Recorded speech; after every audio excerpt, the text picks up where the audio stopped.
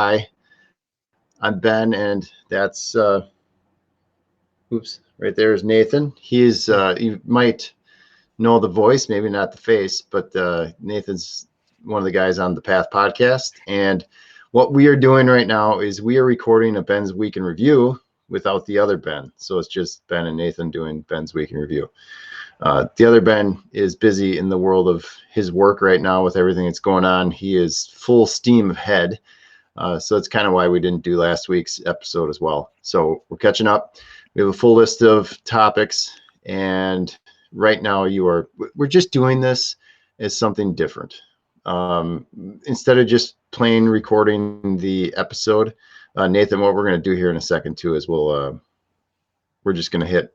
So listeners, you're seeing how the sausage is made here. Yeah. So what we're going to do is so what we'll do is we'll just hit record at the same time on this on the software, so we can pull out some audio, the good audio.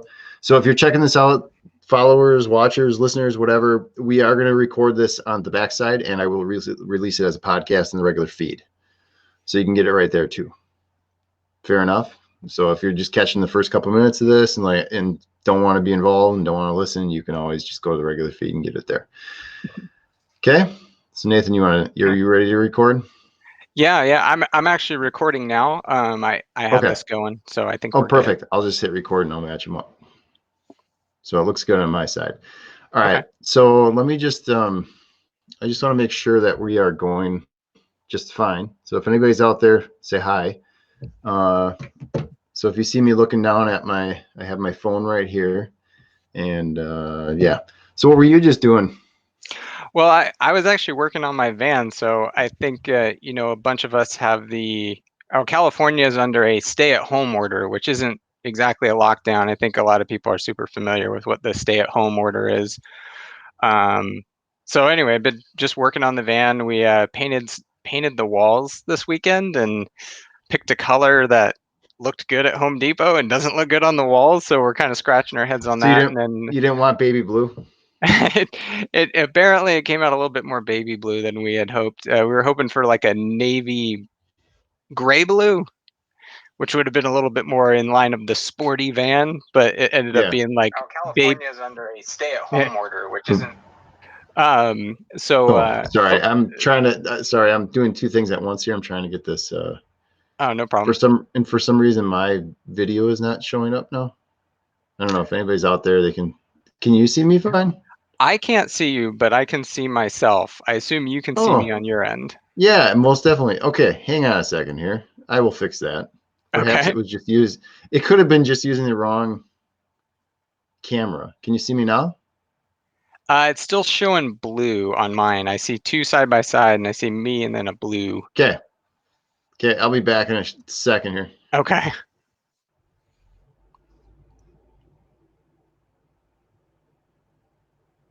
Okay, Justin, I see.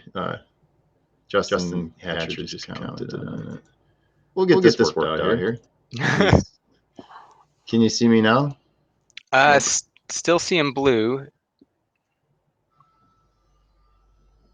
A baby blue screen, not unlike the walls of my van. Yeah, is that the one that? Yeah, exactly. Pretty close. Okay. I don't know. All accounts say. There we go. Now I can see you. Okay, cool. Awesome. Yeah. So hi. Yeah. Hey. Cool. And I don't know if it's showing yet on YouTube. Hopefully that gets updated here shortly. So hang with us. And I'm just gonna type in here.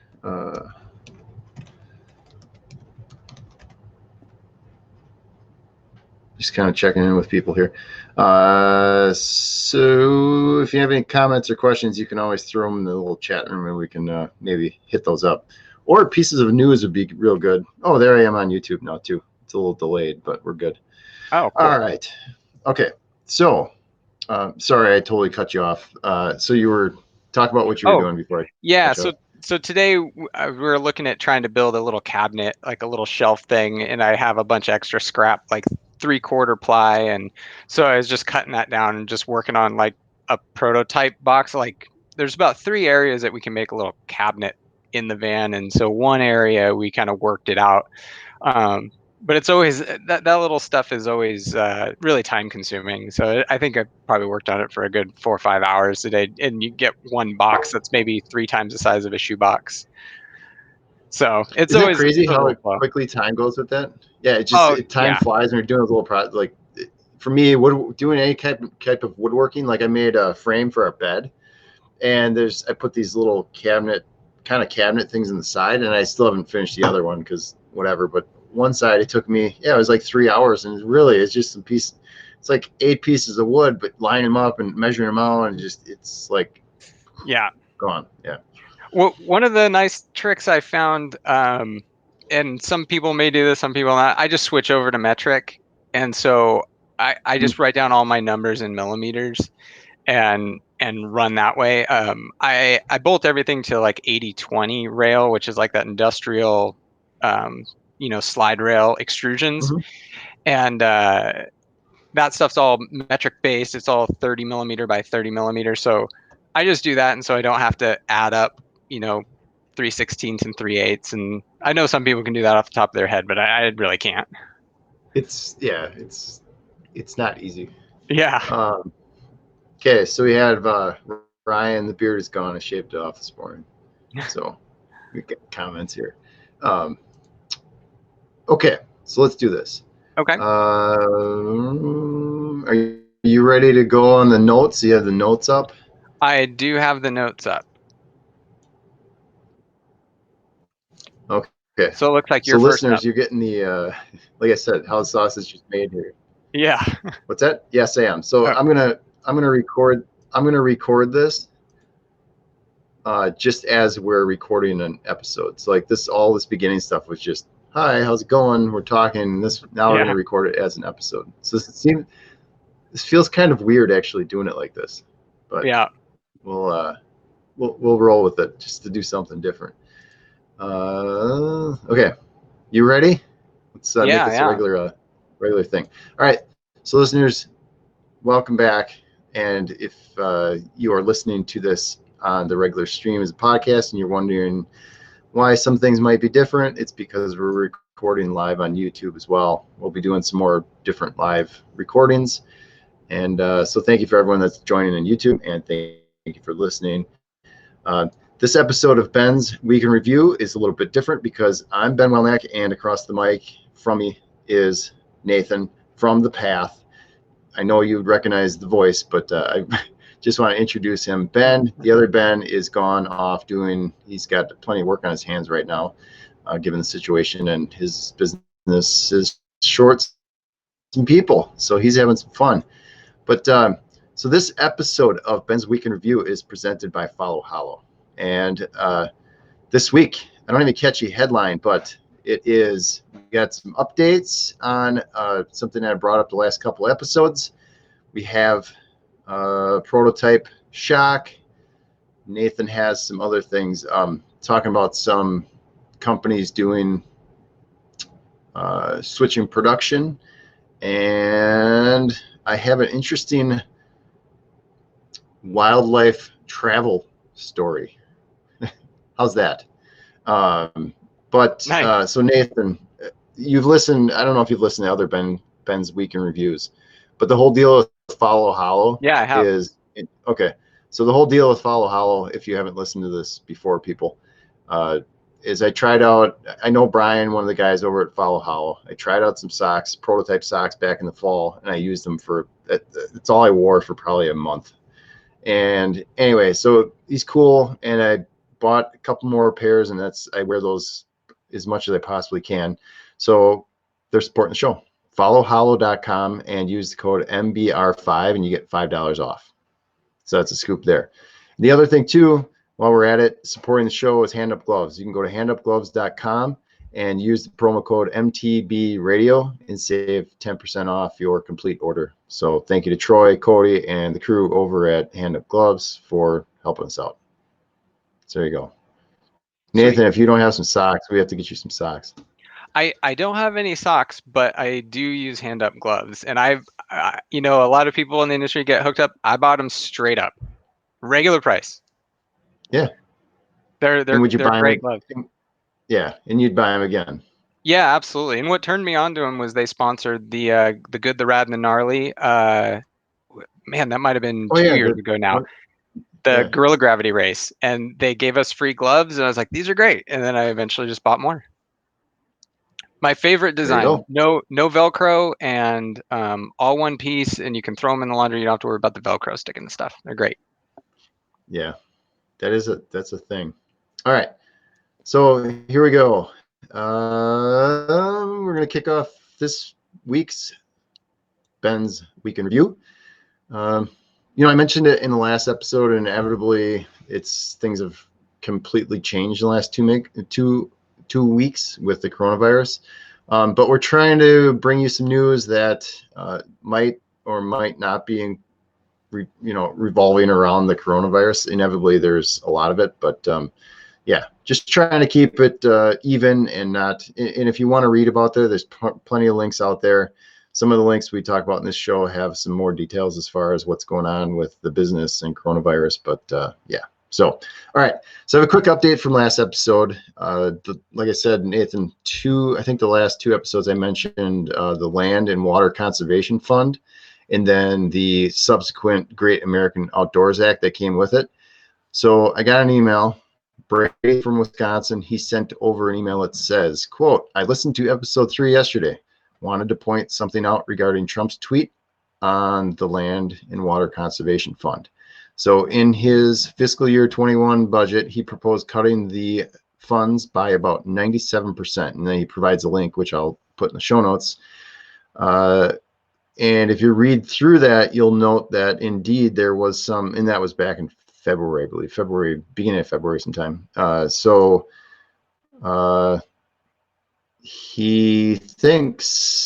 thinks that that had something to do with bringing back that because he got some flack from some significant organizations. Regardless, if all that stuff, given the situation, who knows what's going to happen, right? Given that, we'll see. We'll just keep tracking and see where all that goes, and see if there's funding available for that. And that's it. So I just want to share that Brady sent over a link with some more information about that, and maybe what kind of led to those discussions of actually funding that. So thank you for the email. It's askben@mountainbikeradio.com if you have any emails. Yeah, I got to imagine anything government related that's not directly dealing with the issue at hand right now is going to get at a minimum pushed back. Mm-hmm. It seems like that's going to be the norm for a lot of things, Yeah. Unfortunately. Yep. And I keep bringing that up because of that. I say it. I feel like I've said it every episode at this point, but it's land access is important right now. It comes up in a lot of discussions and a lot of issues with it. But I think as we go forward, it is going to be 10 times more important. And there's going to be more users, whether it's mountain biking or hiking or whatever it is, more users, less land. We're going to be sitting here in 10 years and trying to figure out how we're going to do it all. And I think it's really important to bring up those topics now. Because I know some people are probably sitting in there thinking, I just want to hear about some new trail or some cool place to ride, right? But I keep bringing these up because it's not something you're going to read in Bike Rumor or Pink Bike or stuff like that. Yeah, sure. All right, you're up next. What do you got? Okay. So they had the Sedona Bike Fest. I think that was probably the last hurrah for the bike industry. I think you probably saw every YouTuber there, and then their subsequent videos come to realize, like, oh no, yeah, everything blew up while we were there. But they did review or release some cool product. Vital always does a good job and shows a bunch of pictures. And one of the things that caught my eye was MRP has an rear shock that appears to be called the Jackson Air Shock. And the thing that caught my eye is that I saw two air valves on it, which would kind of go in line with the rest of their product, where there's an independently adjustable positive and negative air valve. I'm a huge fan of that. I think when you have certain suspension that the positive and negative automatically adjust in some capacity, you lose a little bit of control. You're kind of at their mercy. So it's just nice to see MRP starting to do rear shocks. They've been doing a rear coil shock for a while, which is great, but not everybody is ready to go to a coil shock or wants to schlep around that weight. So it was really cool to see them working on an air shock that possibly has the same positive negative control as their forks. So I thought that was pretty cool. I didn't see anything on their website yet, but obviously they've made one. It had graphics, had a name on it. It wasn't like a black box item. I think they were actually showcasing it. Yeah, cool. And I will say, listeners, just want to make sure it's still recording. Oh, good. So we're good. I will say, listeners, Nathan, so he's been contributing news for this whole time because he kind of wants to get involved with more things, just behind the scenes, whatever. And he's been contributing the news to this. And I can always count on the engineer side of him to bring out all those kind of, well, because you do that a lot. You look at, you kind of scroll through that whole list of news every day, right? Yeah. That's kind of my checking the paper. Yeah. So it's interesting. He always has that engineer eye for that type of stuff. All right. So next up, talking about some of the emergency safety stuff. You dug up some, and I dug up some too. There's a whole bunch. Yeah, the one that jumped out in my Instagram feed was I follow Kitspo. Kitspo is a really high-end clothing company. They have production in the U.S. They are working on face masks and face shields. It looks like they're sewing fabric face masks, which I think a lot of people doing textile manufacturing in the US are doing. They say it's N95 like safety. It's my understanding right now that a lot of people are just making the best safety masks that they can in hopes that it will be better than nothing. Now, I'm sure a friend of mine works in the high-end medical device industry, and his boss is a PhD and says, there's a lot to this filtration. But I think some of these things are going to help, and it's great to see a company take some of their capabilities and make some useful equipment, because everybody's hurting for this equipment for sure. So it was really good to see that. If anybody's interested, I'm sure there's tons of information about the effectiveness of the filtration and things like that. But if anybody has any really good information and wants to send it over, you can find me on Instagram, Nathan Hronen, or email it to Ben. I'd be really curious to see. I did find something on YouTube recently. They did an influenza study between surgical masks and N95 masks and didn't find a substantial difference in infection rate. So I know there's a filtration difference, but maybe effectiveness, they're just as effective. But coming back to the point, hats off to Kitspo. Yeah, and I actually read, I don't know where I saw it, maybe it was in one of these links, but I read that there was some basic guidelines that they have out there. Maybe it's just basic government guidelines as far as what's the best you could do with making those masks. Yeah. I don't know the details. I'm not an expert in that line of things. Yeah, it seems like it's all still up in the air if it's well, no pun intended, if it's truly like floating in the air and it doesn't come down, or if it's in droplets. And I've heard some speculation that it really is more like a 3-foot range and it really is the droplets. But yeah, it's nice to see Kitspo doing it. I think that the masks in order of criticality, right? You have face shield. Almost anybody that can make anything can probably help you make a face shield. The mask, I think, is a little bit more complicated. And then you ratchet up 15 levels and you get to a respirator or a ventilator. But it's great to see people helping out where they can. Yeah. Yeah. So as we're recording this, the other Ben, he just sent across something. So I have a couple things here related to the companies doing good work like this. So I dug up a story, and it's very much more European related, the bike-eu.com. I think I've seen it a couple of times. I've never really spent much time on the site, but there's some companies I noted in there that are actually in the middle, not to laugh, but I did for some reason, but they're right in the middle of Bergamo, Italy. So 3T is based in, is that how you, Bergamo? How would you pronounce that? Bergamo?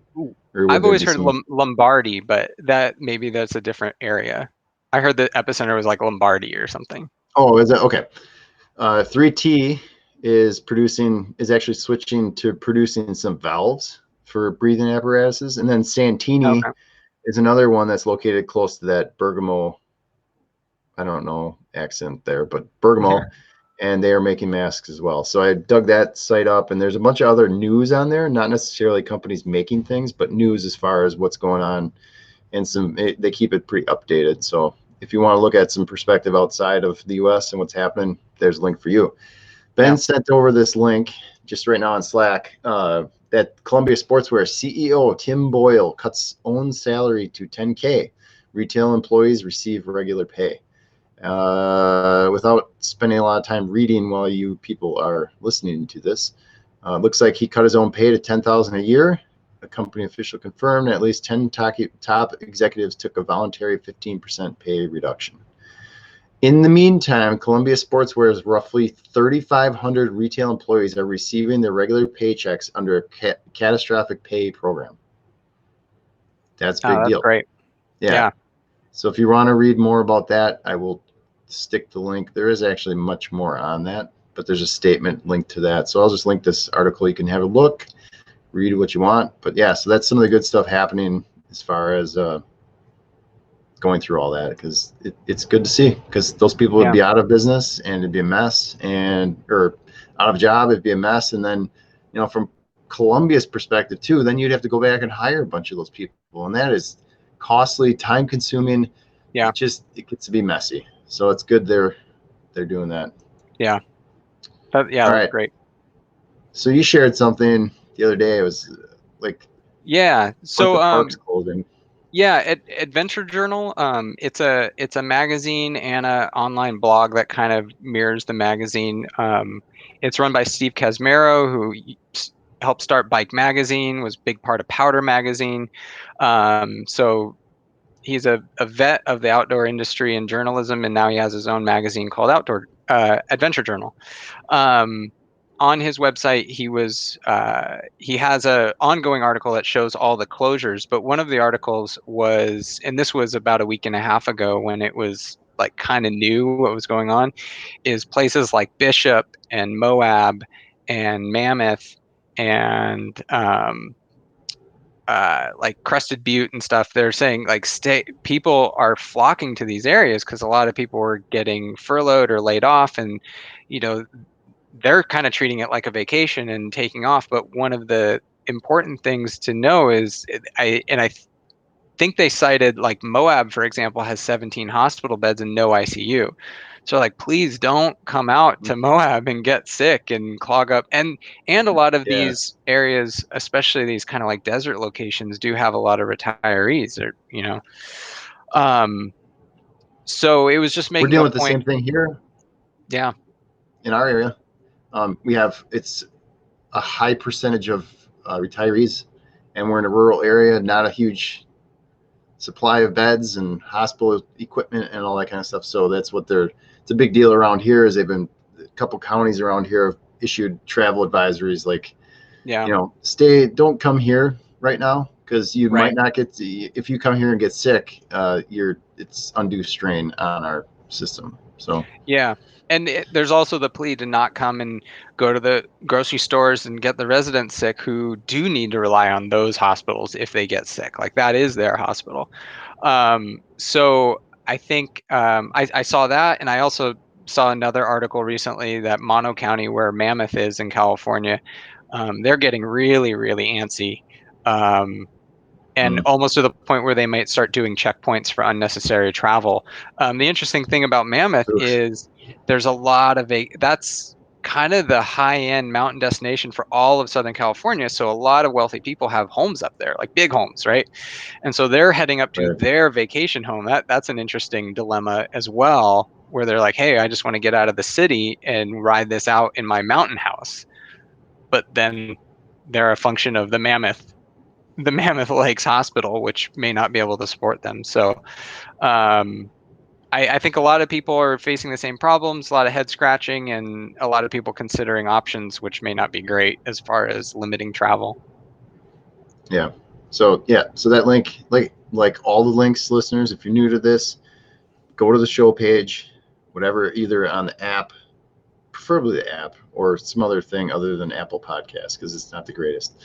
But the links are in the show notes. You can click in there and get more information, dig into it. Do you want to tackle the new SID? You might have to help me with this one. I'm aware there's a new SID. It's really light. I looked closely. I was hoping to see 35 millimeter stanchions. I'm sure if Matt were on here, he'd scoff at that. But I was hoping to see some bigger stanchions on it to get a little bit more stiffness. But it looks like it was a lot of coring on a lot of shaving material and core outs on the lowers.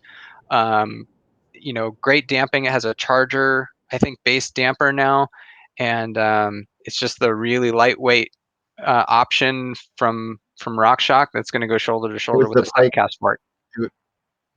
Yeah, it was because it was a big deal with Matt and Andrew and Kenny because they always wanted the race pike, right? They always called for like the option of that. So that was a big deal. I didn't know if you were digging into any of I had that in there, or I had it on my other notes, and I didn't know if you wanted to hit that or not. So I stuck that in there to see if you wanted to discuss it. Matt and Andrew did plenty. And actually we were we were talking about the other day on the live one that we did, because he put it on his single speed, and actually he was just out riding it today for 3 hours. That's what we were just chatting about that, and on that bike. So I would assume that I have 2 to post for that, but I'm assuming he's going to be talking about that. So yeah, all right, so we'll leave that for that. But I did include a link to Bike Rumor, did a story on that if you want to read that, people. Sometimes it's better to just leave it and let them hash it out. It's more fun for me too, because I don't want to rehash things 3 times. All right, did you have any more before I wrap this up? Usually Ben has some random facts on some random stuff, but I'm gonna wrap this up with some. Do you have any more that you want to hit? The one thing that I probably didn't send a link is I was stoked to see that Patagonia, a lot of people don't know they make food. They make Patagonia Provisions, which is a lot like high-end camp food. They're still operating. I think they shut down their, at least their retail stores. I think they shut down their online ordering for all their clothes. I think they said, that's unnecessary, but they are keeping the food going. A lot of listeners of the Path podcast know I'm a big fan of Patagonia, but it was nice to see that. And I did order some camp food just in case. I have extra Patagonia dry chili just in case I end up getting stuck at home for a long period of time. Is that your favorite? It's not too bad. It's kind of, I like it. I didn't know dried chili was like the best of the options of the Patagonia Provisions. It worked for me. It's kind of an all-in-one. I'm a super lazy eater, so if I can get it all in one, then I'm gonna go with it. Okay. And it's backup food, Yeah, absolutely. All right, so I'm gonna finish this off with I found this story, and I thought it was kind of crazy because especially given the world we're in right now, where we're not traveling more than like 5 miles. There was a story that just came out beginning of, it might have been a couple weeks ago, 2-3 weeks ago. At this point, it seems like 3 years ago. But a loggerhead turtle named Yoshi, which I thought was kind of funny too, traveled. They have her as they've recorded her doing the longest journey of a tracked animal. She traveled 23,000 miles from South Africa to Western Australia. So she traveled, and in the link I provide too, there's it's all over kind of the western shore of South Africa, southern part of Africa, and then just headed out in the ocean, just over to Western Australia. Yeah, it turns out that she was in the aquarium for 20 years. They had rescued her from, it was like a whaling ship or something, and rescued her and then released her, and she just went on a trip. And apparently this is a normal thing. So they'll travel, and because they have certain very specific breeding grounds or nest egg laying grounds, and they just travel, find the right temperature, climate. But 23,000 miles for a loggerhead turtle named Yoshi. So I thought that was pretty interesting, fun little tidbit. Was there any information how big it was?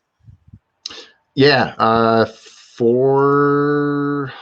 want to say, is it 400 pounds? Would that be about right? It doesn't sound unreasonable. It sounds like a really big turtle, though.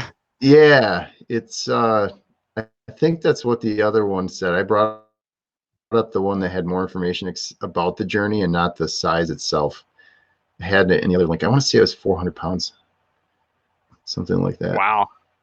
I don't know. I'll have to dig that one up. That's wild. Yeah. That's so far. That is mind blowing. I know. weighing 183 kilograms. So 2.2 is, yeah, it's like 400 pounds, right? Yeah. Yeah. There you go. That's a big animal. Yeah. Very cool. Yep. So listeners, you can check the link for that if you want to read all about that, Yoshi the turtle. And that'll do it for this episode of Ben's Week in Review. Reminder, followhollow.com and type in, see, I do this every episode because I'm like, well, I'll go back to notes. I want to get the codes right. So follow Hollow, code is MBR5, and that gets you $5 off. And then thank you to Hand Up Gloves. Use the code MTB Radio to save 10% off your complete order.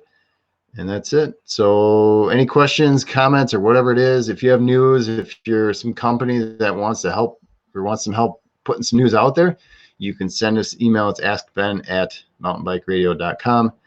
And Nathan, what we'll do is we'll end this recording, but we'll stay on YouTube Live for just a little bit here. But listeners, the podcast, thank you very much. Stay tuned for the next episode. And thank you, Nathan, for the time. Yeah, And absolutely. you'll be back. Yeah. You want to do this again? Yeah, no problem. Okay, cool. So, all right. So cool. Thank you, listeners. And that's it. Till next week. Bye. See ya. Okay. So we have a question in here with John from John Butler. I don't know if you want to tackle it or should we pass it on as a just right along question, but John that says, might be that might be specific to them about the SID. Yeah. Any logic for more travel for heavier riders? I see what he's saying. I misread the question. Oh, yeah. He's saying for heavier riders, do you need more travel? And no, but I think it's a hand-in-hand thing. Heavier riders need stiffer forks, which are typically on higher travel chassis. So like you want to be on like a Fox 36 or like a Lyric or something like that, and typically you're gonna get more travel with it. yeah. And I will say, John, if you want to send an email to jra@mountainbikeradio.com and ask that question, but you need to specify. We need to specify, how big are you? Are you 450 pounds or are you 210 pounds? I don't know, because for cycling in general, heavy is considered, 200 pounds and over is heavy. To me, that's not exactly heavy. So I don't know. We need some specification, some specs on what you're doing, what you're riding. So what type of terrain are you going off drops, or are you just going over what would be considered regular cross country with some rocks? So some more information, dig into the details would be awesome. Send an email to jra@mountainbikeradio.com and they'll help you out. I think that's it. So do you have anything else you want to talk about on here before we go? I mean, one interesting thing, a while ago I had pre-ordered a Privateer 161 and I was kind of curious what they were going to do, and because they're in the UK and they're all shut down, they claimed that they're still going to be ready to ship soon. So I was really surprised to see that. Kind of an obscure bike, but some people were kind of interested because it was really affordable, inexpensive frame with super aggressive geometry. But they're still moving forward. I'm debated if I should finish out my order, but I feel like I'm still working and I feel somewhat obligated to keep helping the bike industry. I don't know. Yeah. You should have. It would have been interesting to see if you would have kept that poll order and see what would happen. You would have. So I know everybody thinks I totally hate. Was it you telling me that poll was like doing like basically desperation at this point? Yeah, they sent out. I'm still on their email train, and they sent out an email, and they're like, yeah, we're worried, man, and we're trying to get frames out because everybody wants those machined frames, which they have to make there. But they also have a lot of their welded frames, which they of course buy from Taiwan, and then they have to buy a certain amount and inventory them, and then hope to sell them. They're like, please, if you're worried about us and you can help, buy something we have in stock. And that was their email message, which totally makes sense to me. Yeah. Vital did a podcast recently on gorilla gravity, which I've been meaning to listen to, and the headline said they seem to be okay. they're still making frames, at least at the time of that podcast, and they weren't too worried about, vanishing orders or anything. But I think they're working on probably an 8+ week backlog of orders. So it's nice to see some of the companies at least sticking around. Another interesting thing. I saw Kona posted a job for a design engineer like yesterday. So they're hiring a design engineer like now. Interesting. Yeah, Interesting. maybe 2-3 days ago. Who knows? Who knows who knows what happened there too, right? Yeah. They've been probably looking for an engineer for a while, but yeah. And who knows? Somebody's spouse could have had to take a new job, and they had to quit that job to take something else. Who knows? In this situation, anything could happen. Yeah. Okay, so this is what we're gonna do. Do you have a little bit yet? Yeah. I'm free for a little bit more.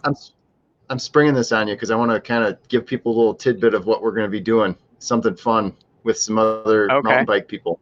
You want to play a little game? I'll get this set up. Yeah. Okay. So let me work on this here. So people who are watching, you still there, Nathan? You just kind of paused. Oh, please stay on there. Shoot. Oh, you're still there. I think last time when. Okay, should I find the link? We're good. Nope, I'm going to send it to you in a second. So I'm going to I'm trying to think and do two things at one time. So, all right, people, if you're on here or if you see this video, what we're working on, what I've been working on the last day is to try something different. And what I'm going to do is I came up with an idea. I kind of went through several steps. I saw that NBA players are starting to play video games and they're inviting people on Twitch. So I was like, oh, wow, that'd be kind of fun. Like, that'd be kind of cool to get some mountain bike people to do some fun stuff like that. And then I was like, well, Swift is already used and like everyone challenges themselves, ride together, ride with me here, there, blah, blah, blah. So I was like, well, what's a simple game that we could do like online Oh, Dr. Mario. Oh, Tetris. Oh, yeah. There's got to be some Tetris games. So I was like, all right, we could do that. We could stream it. We could do throw some challenges out there, get some people, have some fun, get people out of their element a little bit and share it, make it interactive so we can do some trash talking and such. And so that's what we're going to do. So this isn't going to be perfect because I'm going to share a screen and it's not going to be the proper, like, full hang on, Nathan. I'll send you the link here on. Sorry, people, if you're out there, you can make a comment or something. But I gotta send Nathan this link on Slack. And here, I'll do this. Nathan. By the way, if you don't use Slack for your organization, so here's a little tidbit for you. If you are involved in a trail organization and you find it overwhelming to get email after email between all the different people, just try using Slack. It's quite handy. Okay. Yeah, I can second that. I started using it when we started working with you at Mountain Bike Radio, which is 4.5 years ago. And I just absolutely wish that my companies used it. Yeah. It works pretty well. It's fantastic. Okay. Oh, okay. Let me pause it. Hang on. Let me. I have to share the screen though. Hang on. Okay. Okay, right there. All right. I like fun things. So Isaac. Oh, Isaac from Minnesota. Yes. Hi. How do I pause, Ben? We can't pause. It just goes. That's the one downside. Oh, so got it. I'm gonna hide you for a second here. I need to hide myself for. It's the only way I can organize this on the screen here. Okay. I'll go like this. There. All right. So if you're following in, Isaac, John, if you're still there, this is what we're going to do. And I want to challenge any people that are out there, especially in the mountain bike world. I think it'd be really fun to have some competition. So let's just do this. We'll talk as we're going like we were before. Okay. Okay. That sounds Is yours good. working good? Is yours working good? Yeah. Mine seems to be working. Okay, cool. All right. Okay. So now that we're recording, can we keep a it's funny, conversation? now that we're recording, it's hard to talk, but yeah, people, if you Yeah. follow along, feel free to trash talk or whatever. I'll keep several things going here, but we can do. It's funny because you go through different. Now I'm getting smoked. I think we're on practice mode. Let's see. Here, let's start over here. New game. Okay, that works. Okay. You on? You're on. Okay. All right. Now we're squared up. Yeah. Yes. Oh yeah. Now it's counting down. Yeah. And the only thing we have to do is people following along on YouTube, they're only gonna see my screen. It shows 40 lines left and it doesn't say yours. So what we do to fix that is we just tell each other every once in a while where we're at. Otherwise, you just focus on it and try to beat me. That's all. I'm on. I'm on 39. So we were talking. Yeah. So it's funny because we were testing this before, and oh shoot. And it's, when was the last time you played a game that required 4 buttons, like the arrow buttons? Because everything now is. Yeah, I know. You're not Mr. Video Game, but no, like not by any stretch of the imagination. Yeah, it feels like we're in 1990.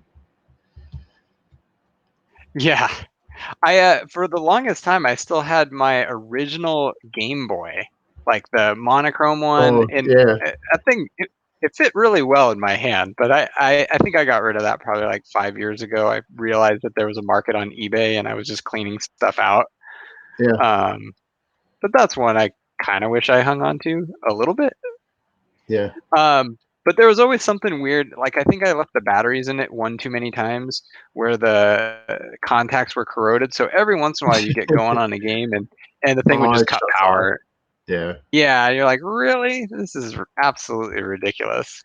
So we used to play this game. We used to play this game in college. I think it was I don't know if it was a Nintendo game. It was like way ahead of its time. It was called Baseball Stars. And it was way ahead of its time because it was a Nintendo game, but it saved data, which for that was, it just like saved stats. So it was a baseball game, but it would save stats throughout the year for your league. Nice. But it wasn't, well, it was good. It was good in theory, and it did a really good job, except for when it got overloaded with data. So you'd get way into a season, you'd have all your players have these awesome stats, and then it would just delete it. So it was just, you get so many games in, and then it was just this buzzkill of like, but that was for that time. Oh shoot. So Isaac, Tetris isn't that hard actually when you're talking. It's just you can't remember what you're talking about. It's my day job, a lot of people know I'm a mechanical engineer, so I do a lot of CAD work. Yeah. And so I'm, drawing things in 3D. And like, in fact, on my computer right now, I have the part of the van that I was working on all drawn up because I was, making plans for it. And I listen to a lot of podcasts, and as I can listen to podcasts when I'm doing CAD work, but I can't do it when I'm doing like audio work, or I'm sorry, like reading work. Okay. So if I have to read and understand something, I really can't multitask very well. Okay. But something spatial, there's something in the brain where I can separate the two most of the time, although I'm struggling right now. What are you like kind of what it's really hard podcast wise, what type, and by the way, I'm 16 left, just a heads up. Okay, I'm on 17. We're pretty close. Boy, it's coming down to the thing. So before you answer or forget what we're talking about, people, if you're just tuning into this and like, what the hell are they doing? So this is the idea I'm gonna kind of spread around. We'll start with mountain bike radio people and play each other, and then because I gotta figure out how we play teams too. You can play teams, and then roll it out and have it where we have some other outside mountain bike-ish cycling industry people, whatever it is. So if you're watching this or know somebody, I'm throwing down a challenge right now is to have send me an email, ben@mountainbikeradio.com, and they are welcome on. We're just gonna we'll do best of 5, I think, 3 games of 40. That way it gives us a little time to chat and not pay attention or pay attention. And oh hell. See, I start talking and then I totally lose it. Yeah, I'm working on a big what's like your go-to style of podcast? You like freakonomics type of person? You like engineer type of person? You like the mystery type of person?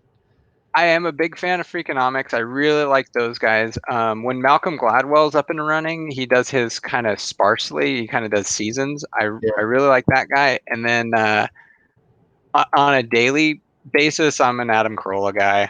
Yeah. I've been listening to him since he was on terrestrial radio, and I just followed him through. Gotcha. And kind of stuck with him there. But yeah, I think I've been listening to Carolla since the early Loveline days for sure. And then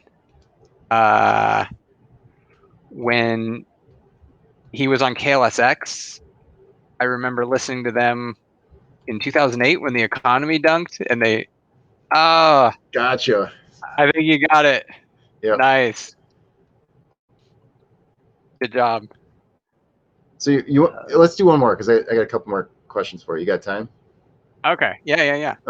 Okay. So if anybody, Isaac, if you're still watching there, okay. So let me start a new one. There we go. Okay. So Carolla. Okay. I was gonna say Malcolm Gladwell. If you haven't listened already, he has an audio book or the book he wrote recently. It's called Listening to Strangers, and he made it Talking to Strangers. Or Talking to Strangers, and the audio version is basically a combination of audiobook and podcast. Yeah, it's really good, really, really well produced. Yeah, I just listened to one of his shows.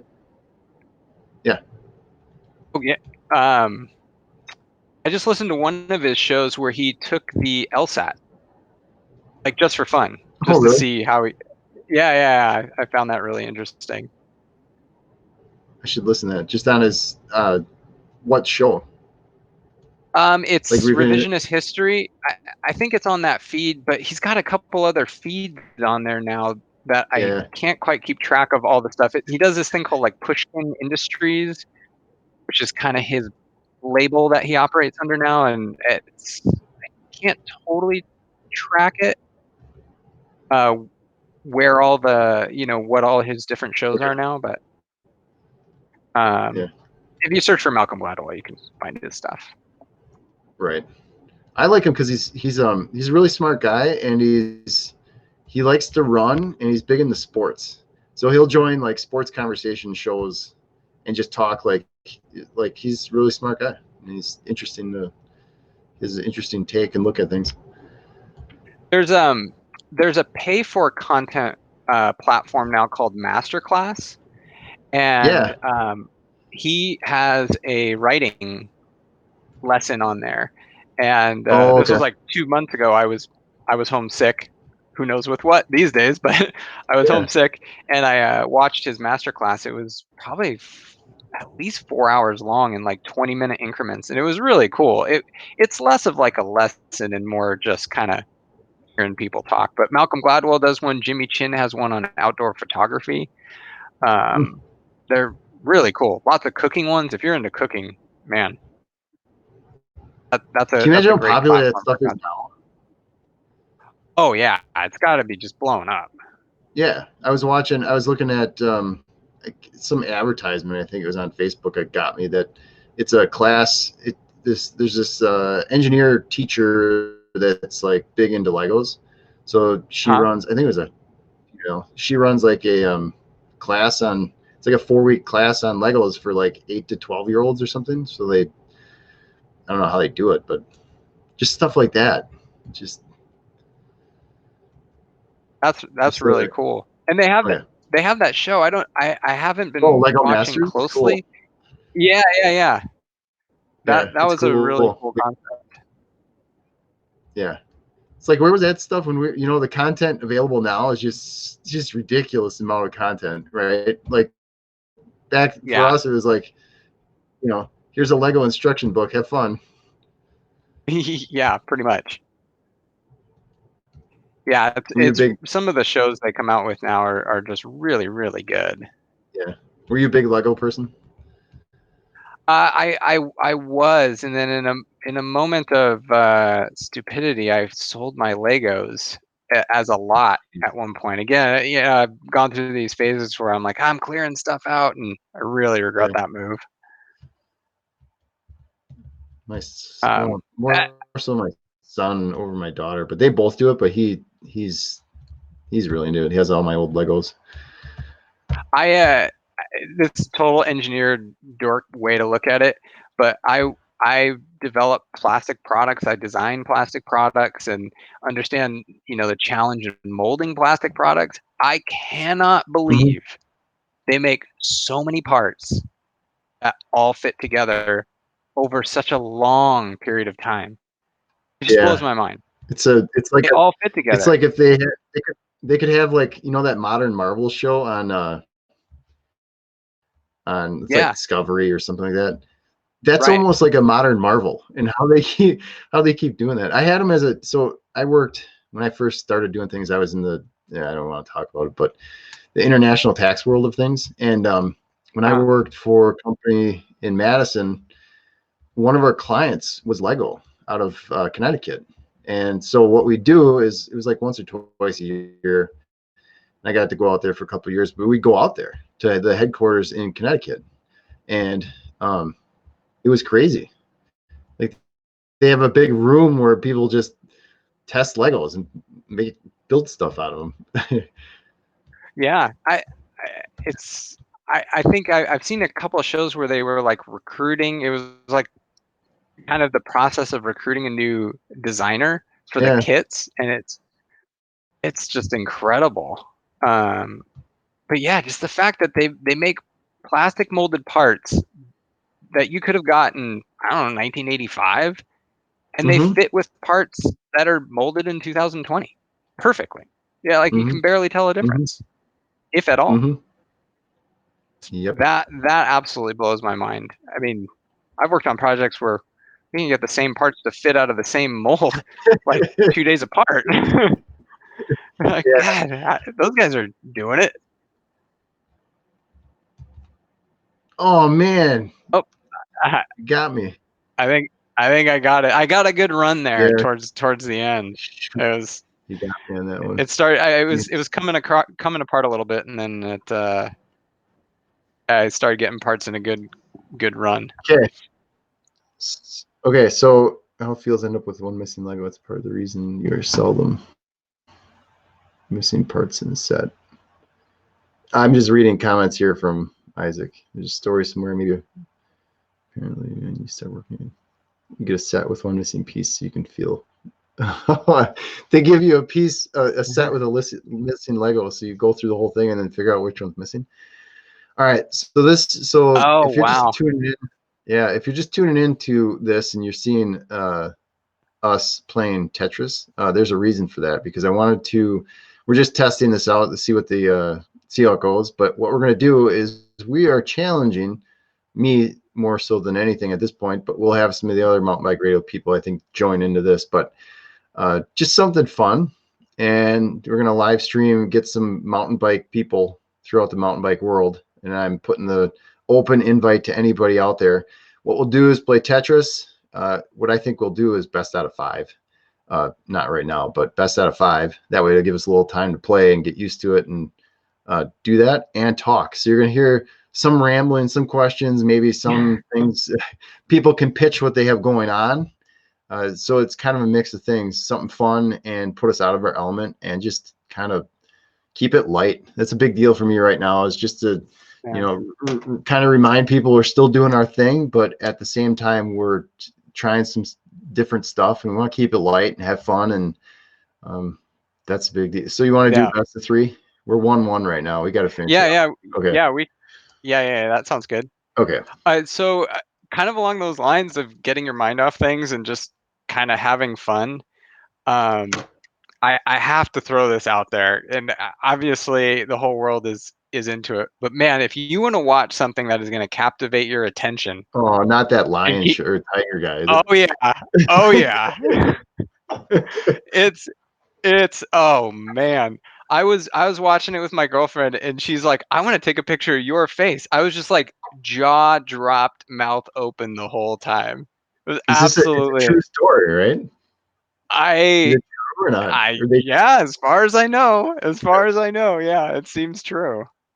But oh man, that is just I mean at the same point, I mean it is somewhat realistic, but oh man, that was wild. you And know not rated G by any means. This is parent time only. Don't let your kids watch okay. this. It's You a little know much. you know what's really funny is so I saw the meme early on. It's like what we thought World War III would be like, and it's this picture of, utter destruction and like gas masks and Yeah. all that different stuff. Just atom bomb, just total destruction.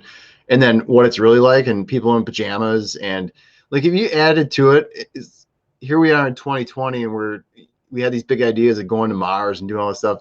Here we are drinking as much as we've ever drank in our lives, watching the Tiger King guy on Netflix while we literally don't leave our house. Yeah, it's pretty much the case. Wild. Yeah, it's just wild. Yeah. But I So think that show's like I should watch 7. that. Oh, it's like 7 episodes. It's like a mini series. And oh yeah, I had to finish it that night. It got to 1 in the morning. I was like, I gotta see how this ends. Okay. Cool. It was pretty wild. Okay. Don't give it away. There's plenty of people. No. Okay. All right. So if you're just joining us too, we recorded a Ben's Week in Review without Ben, the other Ben. Nathan, he's pretty up to date on a lot of news, so I wanted to get him involved in this too. So it's good. He'll be back. All right, let's do this. We're 1-1 right now. We don't have many people watching us. We don't have many people watching us, but that's okay. I'm good with that. That's all right. Yeah. I know people will watch it after and be like, what the hell is going on here? Because there's like real people doing real sports, right? Right. Like NASCAR is doing simulated races and all that stuff, and here we are playing Tetris. Okay. It's fun though, isn't it? Okay. Yeah. Okay. All right. It's on. All right. And you get into conversations and you're like, I don't even know what we're talking about, right? Yeah. Oh, another good show on Netflix, which it's not as popular right now. It was popular maybe a year ago, but if you didn't get a chance to watch it, it's this guy named Slobby Robbie, and he runs yeah. Oh, that show's great. It's like 90s vintage stuff, and he it's like a vintage clothing store, which basically means he finds old like 80s and 90s stuff and resells it. And the show's great. It's fantastic. Probably because it hits my demographic. I'm 37, so that time frame clicks pretty well with me. And but yeah, like really into like Ninja Turtles and just all sorts of stuff. It's pretty good.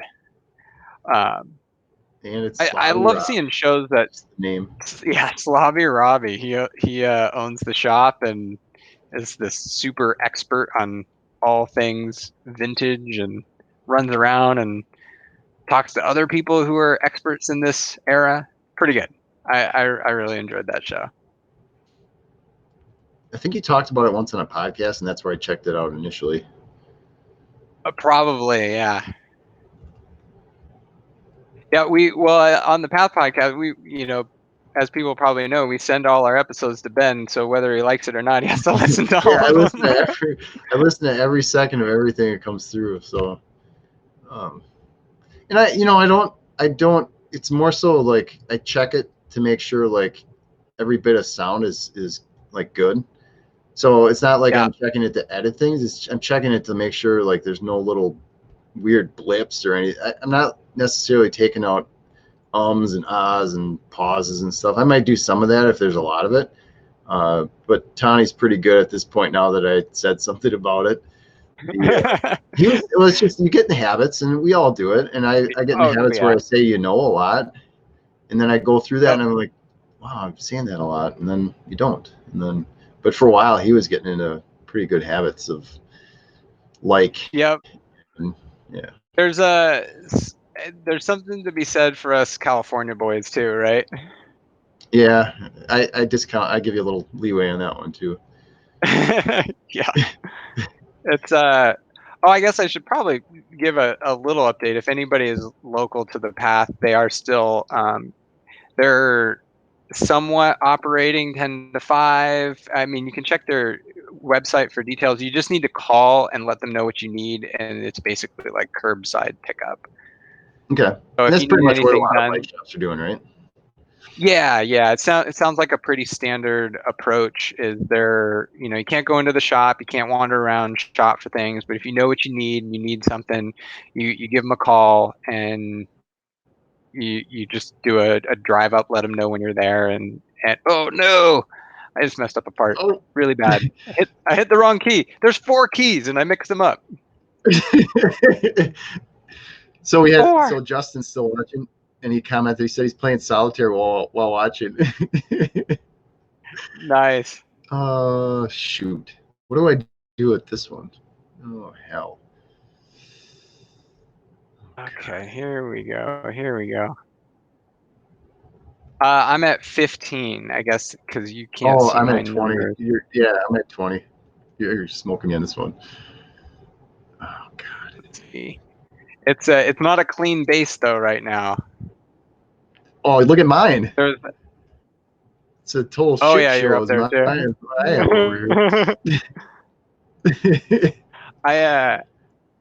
And I remember watching a documentary a while ago. It was on the Scrabble people, the people who play Scrabble competitively. Oh man, those guys are serious. Just like there's real like flashcards and tournaments and memorize. things. Yeah, like high-end Scrabble tournaments, and those guys are rocking 8-letter words like every step of the way. Like if they're not laying down an 8-letter word, which because you have You lose. 7 tiles plus 1 on the board, they're Mhm. beating themselves up something fierce. They're like, oh my god, what were you thinking? They yeah, it's just like it's a whole board of 8-letter words when they're done. It's incredible. Yeah. So I got a message on here from Bill Nagel from out in California. He says he misses when he coming back to Did I say California? Colorado. I don't know, Bill. Probably very soon. I actually had plans to be coming out there a couple weeks, and that was changed. So I don't know. We still have the house though, Bill. So I will probably be out there this year, just check on things and make sure we're all good. And oh hell. I think I had 2 lines left. Shoot. All right. Oh cool. man, you closed the gap pretty good there. Yeah, I know. All right. So see how addictive this is, though. Do you want to play one more? You got me, but do you want to play one more? Just so we can keep talking a little bit here. I'll go for another one, especially if we got some people sending us questions and yeah, it's kind of fun. All right. I am gonna have to put the kids to bed pretty soon here, so.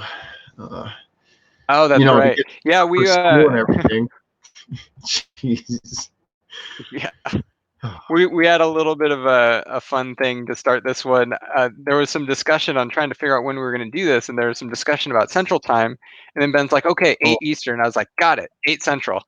And then it's like 4:50 over in California. And Ben's like, "Are you going to get on?" I was like, "We got an hour, man." He's like, "Oh no, Eastern." I was like, "Ah!" So I had to scramble. Ben, the other Ben Hall, he's usually the one to be like, "Oh, crap. Sorry, I was doing the wrong time zone." I'm like, you've been dealing with the time zones for 40 years now. So I was giving my hard time. Yeah, even last night, I when we were talking Central Time, I Googled on my computer. I was like, 6 p.m. Central Time is in Pacific. Like I just asked Google what it was gonna be, because I always mix it up. It's like, well, we had all 4 time zones because we were gonna have Matt and Ben. So Matt's in Colorado, Ben's in the East Coast. Yeah. I'm in Central. So we had all 4 time zones. Yeah. Let's see. Bill, that will become standard edition haircut. He said, "Nice haircut," and I said, "Yes." He said that will be standard edition. And it might be standard edition for me because I'm not sure how long it'll keep growing back. So I'm happy every time it grows back at this point. Oh, shoot. Let's see. No, I'll just do that. There we go. Hey, Bill, shouldn't you be all right? I shouldn't everybody. Yeah. I playing. did get the notice. One of my favorite races, which I'm signed up for, is the Big Mountain Enduro in Yeah. Santa Fe, New Mexico. Oh, I got yeah. the What are word they doing with those? they're pushing. They're pushing it, even though that one was scheduled for the end of May. And in New Okay. Mexico, I kind of felt like New Mexico was going to be like maybe a little bit more Wild West on this. Yeah. And just say, we're running it.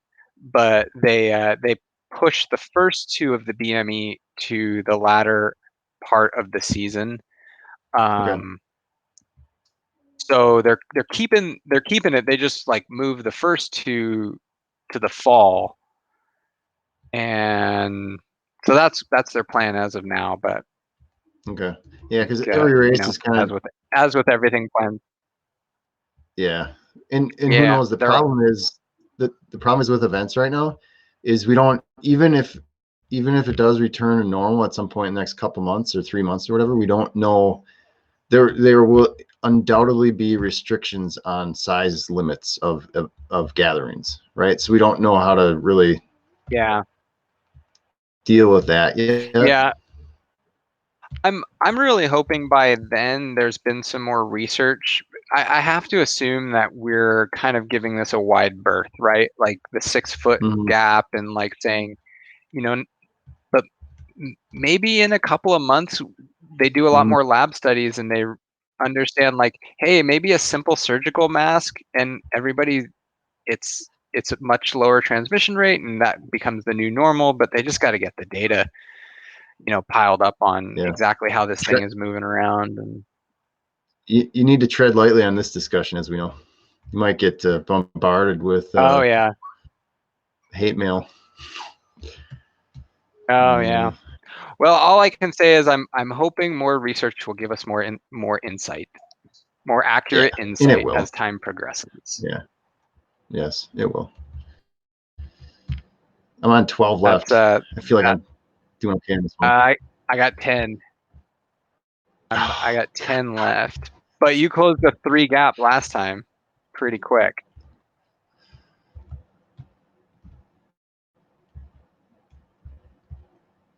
Oh, come on. Oh, ruined it. Oh, shoot. Oh, did misplace a part? Yeah. So people, if you're following this again, if you're just joining in, we recorded a Ben's Week in Review, and now we're testing out something that we're gonna maybe, you know what? Bill's on there. He owned a couple bike shops, one in Philly and then Pedal of Littleton. He was involved in that and got that going, and he's been out of that for a couple of years now, I think. But I think he won. Bill, you can correct me if I'm wrong, but I think he won the NUE Masters one year up there. He was fast, or is fast. But my point is, he's mountain bike world. He could get on here a video. I had two. Oh, yeah, that's right. He'd be pretty good. Yeah, so that I'm throwing that challenge out to him. Nice. I had a terrible part placement, but then I saw I only had one line, so I'm like, screw it. I'm just going to build it up and make a line up the top. Yeah, I'm going to take what I can get at that point. Yeah. Somebody just, Ben, what happened to your face? Oh, Andrew, we just recorded yesterday. I had a big beard and hair, and I just shaved it all off this morning because I was getting sick of it. Okay. So I have time for one more if you want to do one more. I can do one more. Okay. Because we got I like the comments. It's kind of fun, but we got one more. And that's it. All right. Okay. You're smoking me, man. Was that 3-1? I think it is. I might be finding a rhythm. I'm just not that good. And so Bill said to tell the Roxborough cat story. Have you ever seen mountain lion out there? By you? Once actually, yeah. In 20, God, I've been riding since '96, so in 24 years of mountain biking, I've seen one mountain lion. And was it Way off in close the or distance. far? It was pretty far Okay. away, and it was Okay. it was not in a threatening area. It was like we were in a big open space, and we could see it far off in a field, so it wasn't like it would have had to close a football field of open clear space to get to us. So I don't think they do that. Oh, okay. No, I would. Oh, Versus Jesus, seeing one like really. in the bushes or something, that would be Yeah. really Well, scary. Yeah, what Bill is referring to on there is one night. So when we lived in Colorado, it was right off the edge. For people in Denver, would be familiar with Chatfield Reservoir and then Waterton Canyon. It's the start of the Colorado. It's the northern terminus of the Colorado Trail. And that was we lived right there. So that was our Bill and Andy and I. That was our kind of riding area. And but I went out one night. It was in the fall, and I didn't have enough light, so I started in the daytime. And by the time I got halfway through it's like a 2-hour, 45-minute, 3-hour loop kind of thing. So I went and did that, and I get to this one section near the kind of the middle point campground, and as I'm climbing up this climb, at that point it's dark. I have my lights on. I'm coming up this climb, and I put my lights up, and there's eyes. I'm like, oh, whatever, it's just deer, because there's deer in there, a bunch of mule deer. And I looked up again. It's a freaking cat straddled across a trail like 30 yards away. And your mind goes into wow. your mind goes into holy shit, what am I going to do mode, And I put my bike up above my head and shine my lights in its eyes. So I knew it wasn't like it knew I wasn't an animal. It was something, Right. something with lights and, So we just stood there. It felt like 10 minutes staring at each other, and it was probably a minute or two. And then, and then I sprinted home for an hour. Because once it passed, right, you're sprinting because you're like, I gotta get the hell out of here. Yeah. Oh man. So Yeah, I've definitely never seen one in a threatening environment. But this was this is probably 10, 12 years ago. A mountain biker got killed. I'm sure a lot of people saw that story. In California, like it killed a mountain biker who was riding solo. Then two other mountain bikers came across it, and then it attacked them, and then they fought it off, and it really messed up another mountain biker. And this was, I was in college, so this must have been 2002, and that park was just a couple miles from my house here.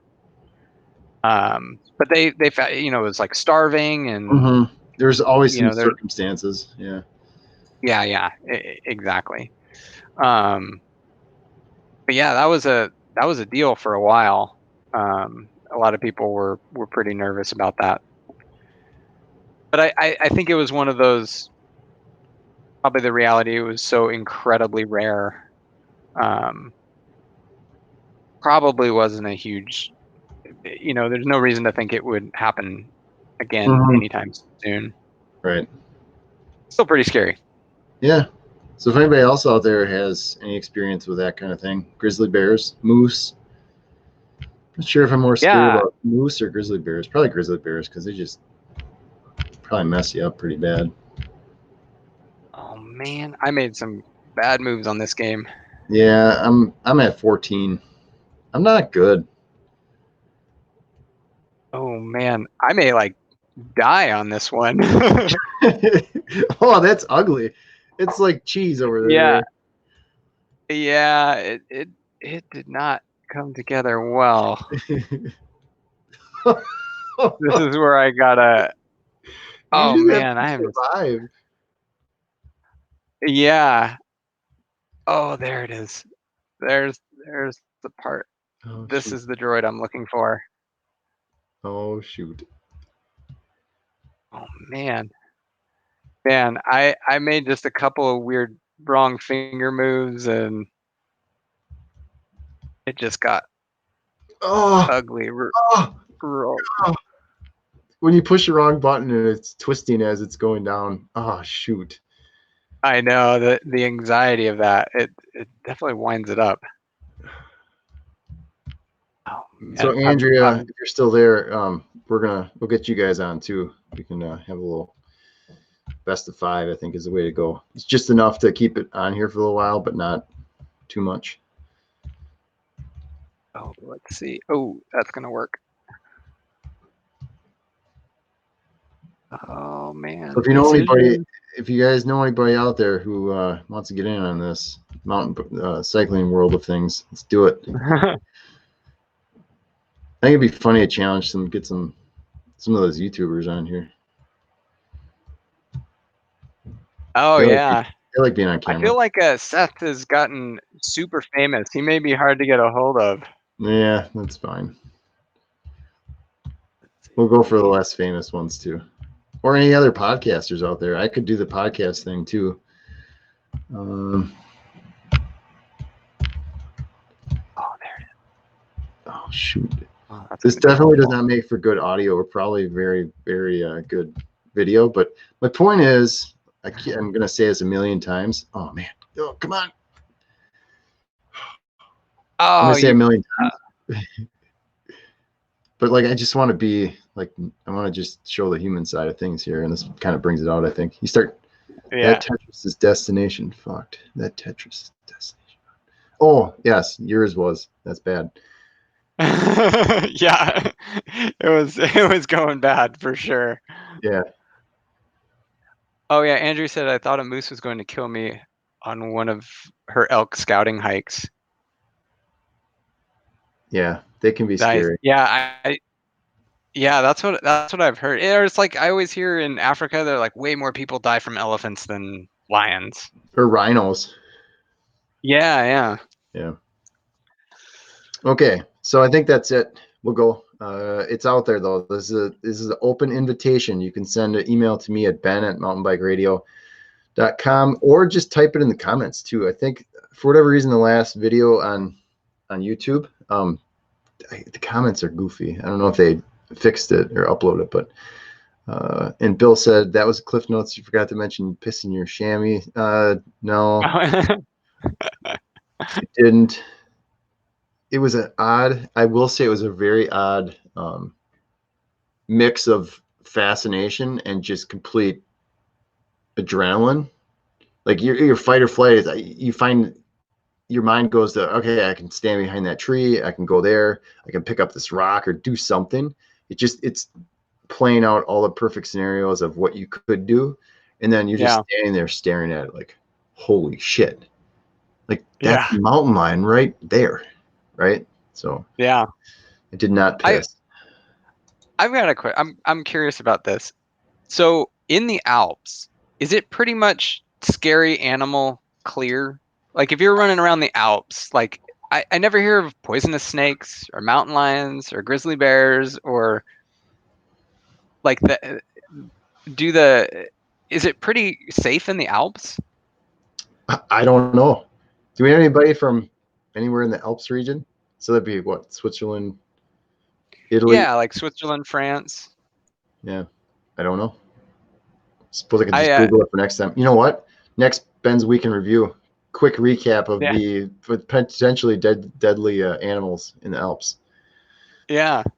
I mean, granted, they have snow in the winter. There's those weather concerns, but I did that race in 2015 where we were in the Alps, and I never saw anything scary. I mean, there's sheepdogs that'll chase you, like cattle dogs and stuff, but I don't think I was worried about. Yeah. Whereas on the other hand, like, it was a long time ago. I went motorcycle riding in like dirt bike riding in Costa Rica. I was like, something's gonna kill me, you know. Yeah, I was pretty convinced there were and scary things in the jungle there. Yeah, no idea. And Justin just confirmed. Yeah. I don't know where he's getting his info. Hippos kill more people than lions. But I was. Oh yeah, because they don't look as scary, and they're probably way scarier. Yeah, they're terrifying. Imagine they have like that like you see them crush force similar to like a crocodile or something. Mm-hmm. Yeah. I don't know.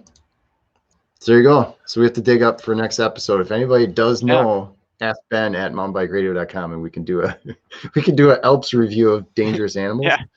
I don't know where we got into Yeah. this whole thing, but